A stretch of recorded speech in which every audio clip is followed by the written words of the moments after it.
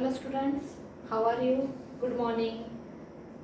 In our previous videos of oscillations, we have discussed the linear SHM, derivation for velocity, displacement, acceleration, forward and reverse process, projection of SHM, then time period, its derivation, phase, SHM, kinetic energy, potential energy, total energy, graphical representation of displacement, velocity, acceleration, and graphical representation of kinetic energy, potential energy, and total energy. Up to this, we have completed our syllabus.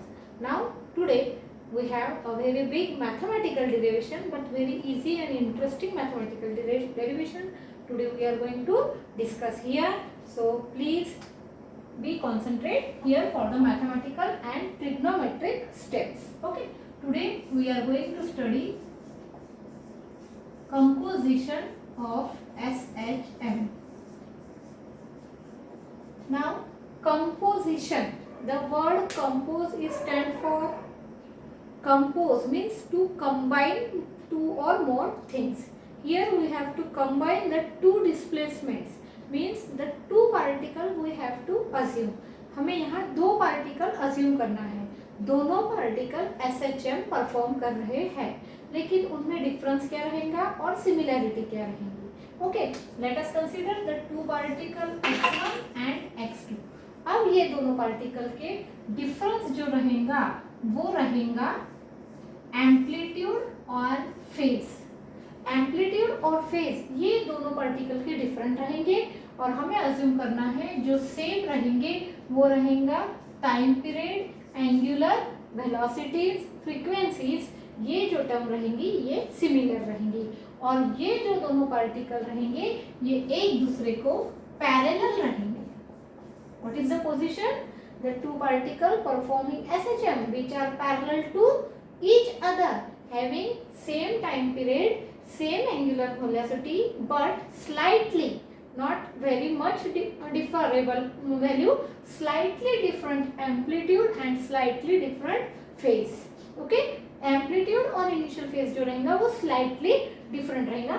time period और angular velocity पूरी same रहेंगी और दोनों की direction same रहेंगी because they are parallel to each other, means having the same direction, having the same time period, having the same angular velocity and slightly different amplitude and slightly different initial phase. These two particles we have to assume here performing SHM. So let us consider now what is x1.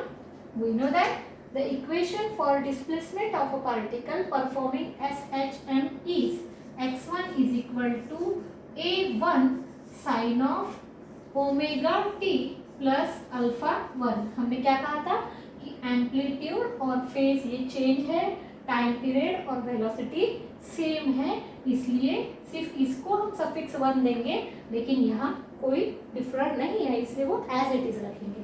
अब another particle हमने लिया x2 का amplitude suppose हमने लिया a2 sine of omega t plus alpha 2.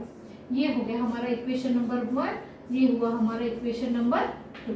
Okay, यहाँ बहुत बड़ा ये डेरिवेशन है, इसलिए मे भी पॉसिबल कि हमें इस बोर्ड की स्पेस कम हो सकती है, इसलिए मैं थोड़ा सा इस साइड से लिखती हूँ ताकि हमें पूरा डेरिवेशन बोर्ड पे रिपीट करते वक्त इजी हो जाए. So let us consider x1 is equal to a1 sine of omega t plus alpha 1 and x2 is equal to a2 sin of omega t plus alpha 2. Give it equation number 1. Give it equation number 2. Now composition means you have to compose these two equation.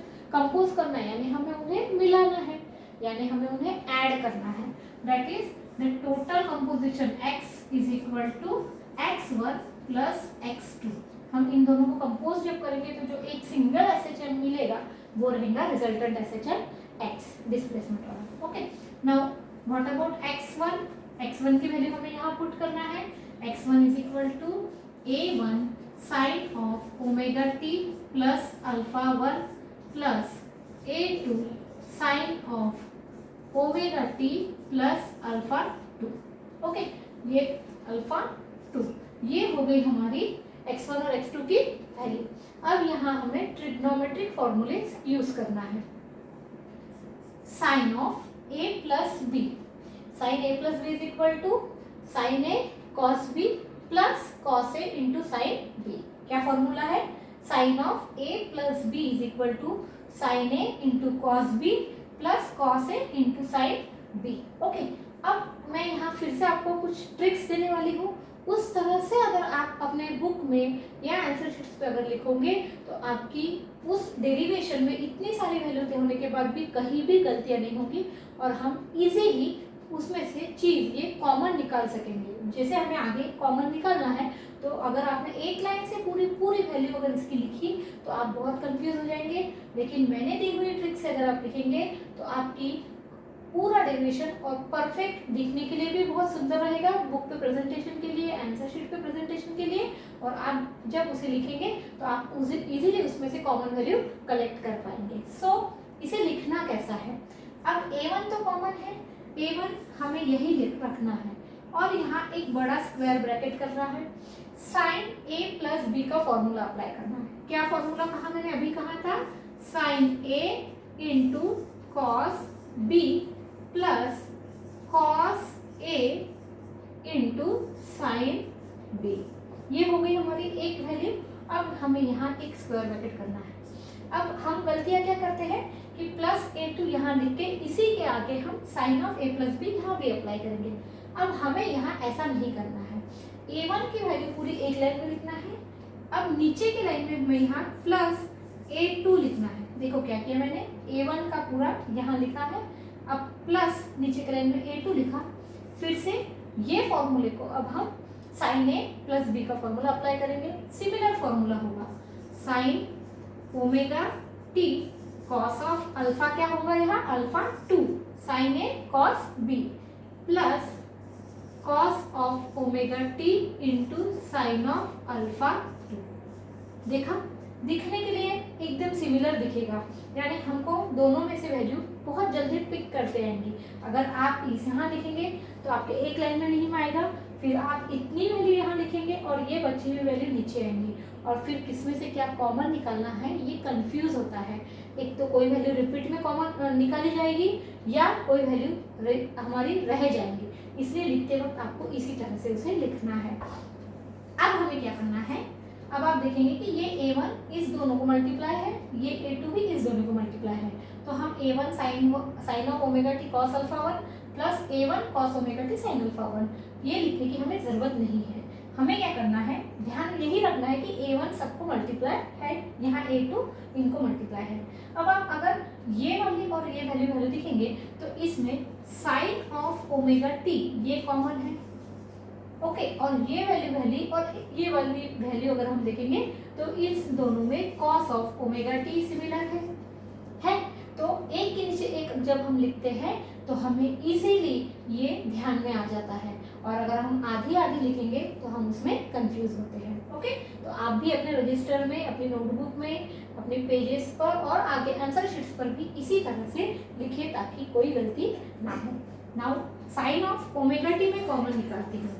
अगर मैं sine of omega t common निकालती हूँ तो क्या रह जाता है, यहाँ से a1 कॉस अल्फा 1 और इसमें से a2 कॉस अल्फा 2, और दोनों के बीच में साइन कौन सा है, plus. So sine of omega T a1 cos of alpha 1 plus a2 cos of alpha 2। देखिए कितने इजीली हमने इसे यहाँ कॉमन निकाला, इसे यहाँ रखा, अब ये वैल्यू उठा के यहाँ लिख दी प्लस ये वैल्यू उठा के यहाँ लिख दी। अब उसी तरह हमें कॉस ऑफ ओमेगा टी भी कॉमन निकालना है, फिर से वही करना है। हमें क्या करना है कि ये कॉस की वैल्यू हमें फिर से इसके नीचे लिखना है, यानी plus cos of omega t. अब हमें क्या कॉमन रहा है इसमें से, कॉस ओमेगा टी अगर कॉमन निकाला तो a1 से फिर से मल्टीप्लाई करना है, means a1 sine of alpha 1 plus a2 sine of alpha 2। देखा, एक के नीचे एक जब हम लाइन से लिखेंगे तो हमारा कोई कंफ्यूजन नहीं रहेगा और एक भी वैल्यू हमारी मिसप्लेस नहीं होगी। अगर हमारी आधे आधे लाइन में होती है तो अल्फा 1 अल्फा 2 अल्फा 1 अल्फा 2 कहीं तो भी लिखने में मिस्टेक हो जाती है। अब हम देखेंगे कि बराबर यहाँ पहले A1 A2 आया, फिर साइन में पूरी कॉस की टर्म आई, फिर कॉस में पूरी साइन की टर्म आई, यानी हम बिल्कुल सही जा रहे हैं। ओके, अब क्या करना है, हमें साइन ऑफ ओमेगा टी तो कॉमन है। अब यहाँ A1 और आप देख रहे हैं कि A1 A2 है और ये सब कॉस की टर्म्स है, और यहाँ A1 A2 है और सब साइन की टर्म्स है। सो लेट, क्या करना है हमें, लेट क्या लिखना है हमें, A1 यानी ये पूरा bracket, okay, A1 cos of alpha 1 plus A2 cos of alpha 2। Sorry, ये जो वैल्यू है इसको हमें कंसीडर करना है A cos अल्फा, यानी A1 और A2 का कॉम्बिनेशन मिलके A हो जाएगा, और अल्फा 1 और अल्फा 2 का कॉम्बिनेशन सपोज हमने लिया है अल्फा। ओके, तो ये पूरी कॉस की टर्म है और A की टर्म है, इसलिए हमने इसे A cos अल्फा अज्यूम किया। लेट, वैसे ही इसे भी हमें अज्यूम करना होगा A1 sine of alpha 1 plus A2 sine of alpha 2 is equal to क्या कंसिडर करेंगे हम, A sine of alpha. Okay, now यहाँ पूरी साइन की टर्म्स है इसलिए A sine alpha. Now put this value in this equation, then the equation become x is equal to sine of omega t, तो हमारा वैसा ही था, ये वैल्यू हमने वैसे ही लिखी, और ये ब्रैकेट की जगह हमें क्या लिखना है, into A cos of alpha. फिर से एक के नीचे एक ही हमें लिखना है क्योंकि ये बहुत बड़ा मैथमेटिकल डेरिवेशन है, और एक मिस्टेक हमारा डेरिवेशन पूरा निकाल सकती है। बोर्ड के HSC बोर्ड के एग्जाम में अगर ये डेरिवेशन आता है तो 3 से 4 मार्क के लिए आपको डेरिवेशन आएगा, और आपकी एक मिस्टेक आपके पूरे 3 से 4 मार्क इसमें से आपको गंवाना पड़ सकता है, इसलिए कोई भी मिस्टेक ये डेरिवेशन में ना करें। Sign omega t into A cos alpha plus यहाँ क्या आएगा, cos of omega t into A sine alpha. अब हमें इसे कंबाइन करना है। अब देख रहे हैं ये एडिशन है, इसमें A दोनों में कॉमन है, तो हमें A कॉमन निकाल लेना है बाहर, और ब्रैकेट में लिखना है sine omega t into cos alpha plus cos omega t into sine alpha. Okay, अब क्या हुआ, ये x इज इक्वल टू रहा A sine omega t cos alpha plus cos omega t sine alpha. Sine A into cos b plus cos A into sine b means sine A plus b, hence x is equal to A sin of omega t plus alpha. देखिए अब हमने लेते हुए क्या लिया था, single 2 displacement लिए थे, और सिंगल 2 डिस्प्लेसमेंट की वैल्यू ली थी जो एक दूसरे को पैरेलल थे, slightly different amplitude and slightly different phase constant थे, इसके फेज वैल्यू थी, और इस फेज से जब हमने इसे कंबाइन किया x की वैल्यू तो हमने देखा कि ये सब मिलके कैसा आया, तो इसका एम्पलीट्यूड आया capital A sine of omega t plus alpha, और डिस्प्लेसमेंट आया capital x। This is the composition of SHM। अभी ये हुआ नहीं है, ये सिर्फ 50% हुआ है, इसलिए थोड़ा सा और धीरज धीरे। ओके, पहले हम ये रिपीट करेंगे, मैं आपको फिर से एक्सप्लेन करती हूँ, फिर इसकी अगली वैल्यू रिजल्टेंट एम्पलीट्यूड, यानी हमें ये A की वैल्यू निकालनी है, और इनिशियल फेज यानी अल्फा कितना है ये भी निकालना है। हमने डायरेक्टली लिया था यहाँ A, पर व्हाट अबाउट A, उसकी कुछ ना कुछ वैल्यू, कुछ ना कुछ फॉर्मूला रहेगा, तो वो भी हमें अब निकालना है। अभी हमने सिर्फ x निकाला, A हमने डायरेक्टली वी नो दैट और लेट बोल के ले लिया था, लेकिन इसके बाद हम ये डिराइव करेंगे। But before that let us repeat the equation. Let us consider two particles performing SHM which are parallel to each other, having same time period, having same angular velocity, slightly different amplitude and slightly different phases. Okay, then the composition of SHM, that is composed of two SHM, become x is equal to x1 plus x2. Now put the value of x1 plus x2. Okay, अब हमें sin A plus b is equal to sine a cos b plus cos a sine b trigonometric formula apply करना है। तो A1 हमने ऐसा ही रखा, और यहाँ sign a cos b plus cos a sine B का फॉर्मूला लगाया, प्लस जो ये सेकंड है ये हमने पूरा नीचे लिखा है, दैट इज प्लस A2 ऐसा ही, और फिर से यहाँ साइन ए प्लस बी का फॉर्मूला अप्लाई किया है। फिर इसमें से जब हम एक के नीचे एक लिखा हुआ है तो आपको दिखेगा कि इसमें साइन ओमेगा टी सेम है, इसमें कॉस ओमेगा टी सेम है। तो ये पूरे वैल्यू में से हमने साइन ओमेगा टी कॉमन निकाला और ये पूरे वैल्यू में से हमने कॉस ओमेगा टी कॉमन निकाला। तो साइन ओमेगा टी कॉमन निकालने के बाद a1 cos alpha 1 plus a2 cos alpha 2 plus cos omega t common निकालने के बाद a1 sine alpha 1 plus a2 sine alpha 2। Okay, ये आया। अब हमें दिख रहा है कि एक ब्रैकेट में पूरी कॉस की टर्म है, एक ब्रैकेट में पूरी साइन की टर्म है। सो let us consider this, the total cos term become a cos alpha and this total sin term become a sin alpha, that is this bracket become a cos alpha, this bracket become a sin alpha. Now put this value here, then sin omega t a cos alpha plus cos omega t a sin alpha। इस दोनों value में हमें a common मिला, वो हमने बाहर निकाला और ब्रैकेट में क्या बचा, sin omega t cos alpha plus cos omega t sin alpha। But again this is nothing but the formula of sin of a plus b, hence x is equal to a sin omega t plus alpha।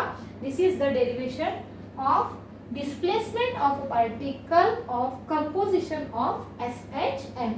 SHM जो हमने displacement का equation निकाला, देखिए ये similar pattern आपको देखने में मिलेगा जैसा हमने छोटे पार्टिकल्स लेके किया था। तो दोनों पार्टिकल का कॉम्बिनेशन में भी हमें सिमिलर डिस्प्लेसमेंट का वही मिला, amplitude sine of omega t plus alpha.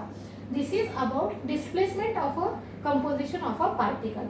Now we are going to study the resultant amplitude and initial phases. उसके लिए आपको ये दो इक्वेशन अच्छे से ध्यान में रखना होगा, इसलिए मैं इसे इक्वेशन नंबर 3 और इक्वेशन नंबर 4, सॉरी मैं इसे equation number a and equation number b देती हूँ, क्योंकि 1 और 2 हमने यहाँ दिया है तो ये हमें हर जगह काम करेगा, इसलिए मैं उसको सेपरेट नाम दे रही हूँ ए and B.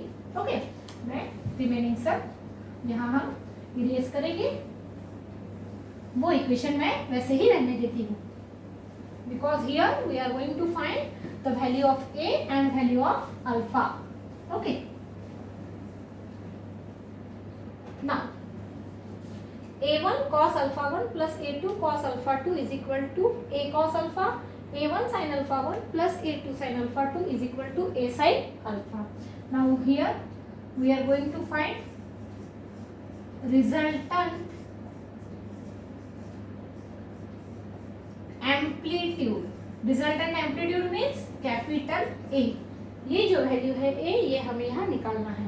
Okay, now for that again here you have to repeatedly write this equation, equation a and equation b. Now squaring and adding equation a and b, what you have to do, squaring and adding equation a and b. ये दो equation आपको squaring और add करना है, तो क्या होगा, A square cos square alpha plus A square sine square alpha is equal to क्या होगा, देखिए a1 cos alpha 1 plus a2 cos alpha 2 whole square plus a1 sine alpha 1 plus a2 sin of alpha 2 whole square। okay, now what happen, जब हम a1 cos alpha 1 plus a2 cos alpha 2 इसका whole square लिया है। अब यहाँ हम देखिए a square common है और cos square alpha plus sin square alpha become 1। जब हम a स्क्वायर कॉमन निकालेंगे तो इनकी एडिशन 1 होगी, मीन्स यहाँ रहा सिर्फ a स्क्वायर दिस टर्म में LHS में। Okay, now a plus B whole square का फॉर्मूला अब हमें यहाँ अप्लाई करना है, तो क्या होगा अब हमारा,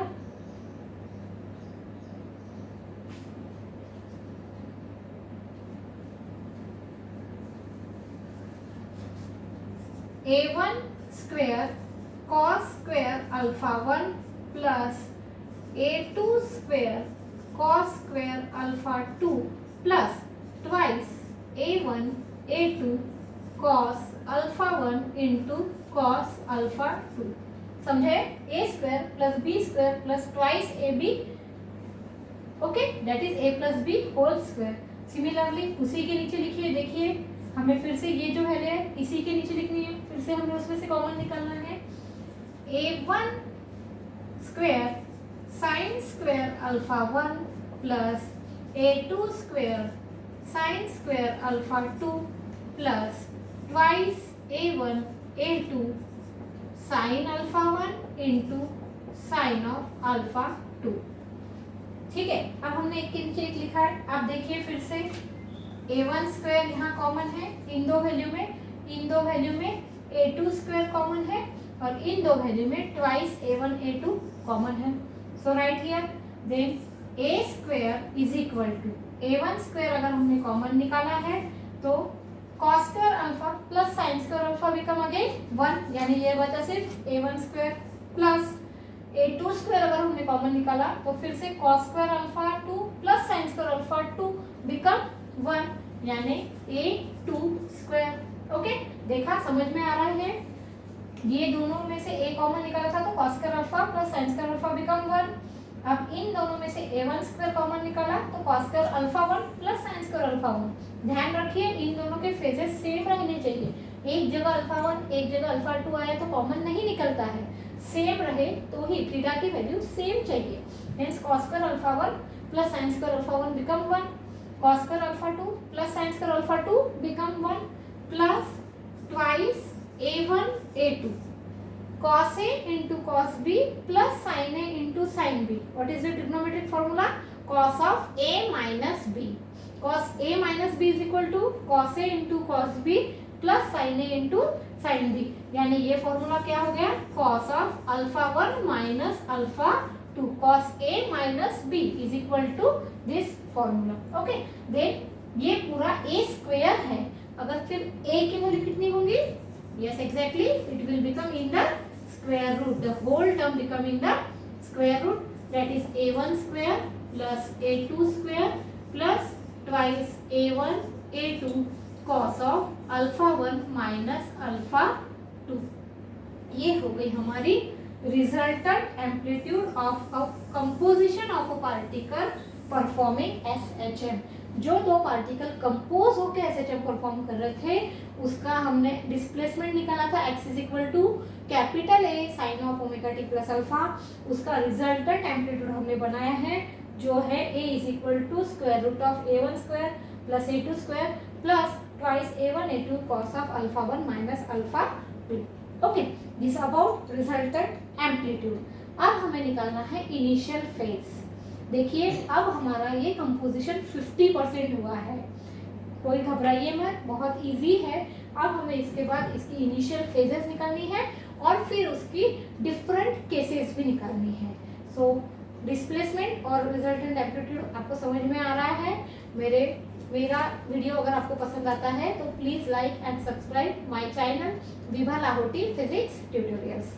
ओके, अब हम बनाएंगे इनिशियल फेज। फिर से फॉर इनिशियल फेज फिर से हमें ये दो फॉर्मूले की जरूरत है तो वो हम फॉर्मूले वैसे ही रखेंगे, equation number A and equation number B। Okay, now here what you have to do, equation A और इक्वेशन B अगर हमें दिया है तो वो इक्वेशन A और B को हमें इनिशियल फेज के लिए equation B divided by equation A करना है। क्या करना है? Equation B divided by equation A। देखिए हमें क्या करना है, means A sine alpha upon A cos alpha divide करना है is equal to A sine alpha की वैल्यू कितनी है? A1 sine of alpha 1 plus A2 sine of alpha 2 upon A cos alpha की वैल्यू कितनी है? A1 cos of alpha 1 plus A2 cos of alpha 2। Okay, here you are, पिछली बार हमने ये कॉमन निकाला था, अब ये डिवीजन में आने की वजह से कैंसिल हो गया। Sine upon cos become tan, then tan of alpha is equal to, ये इसमें यहाँ कुछ चेंजेस नहीं होंगे RHS में, ये हमें एज इट इज लिखना है। Sine of alpha 2 upon A1 cos of alpha 1 plus A2 cos of alpha 2। Then हमें निकालना क्या है? Alpha. Then what is become alpha? Alpha is equal to tan inverse of this whole term. ये जो पूरी term है इसमें कहीं चेंज हमें नहीं करना है, there is no change here. Sine of alpha 2 upon a1 cos of alpha 1 plus a2 cos of alpha 2. This is the initial phase or you can say resultant phase of a particle performing SHM, composition of SHM. अब हमने कौन सी value निकाली, हमने दो x1 और x2 small x1 x2 लिए थे, उस पर से हमने resultant displacement that is composition निकाला capital X, then initial phase निकाली कैपिटल A और रिजल्टेंट एम्पलीट्यूड कैपिटल A और इनिशियल फेज अल्फा, ये तीनों वैल्यू हमने निकाली है। आपको ये तीनों फॉर्मूले ध्यान से रखना है और ध्यान से सॉल्व करना है। इसमें सिर्फ ये दो फॉर्मूले पे आगे का MA और अल्फा की वैल्यू हम सिर्फ इसके भरोसे निकाल सकते हैं, इसलिए ये कॉस के टर्म में सब आना चाहिए, ये साइन के टर्म में सब आना चाहिए, इसका ध्यान रखिए। यहाँ तक आपको कोई प्रॉब्लम है नहीं? ओके, अब हम इसके बाद जाएंगे डिफरेंट केसेस। केसेस यानी क्या कि हमें अल्फा की वैल्यू चेंजेस करनी है।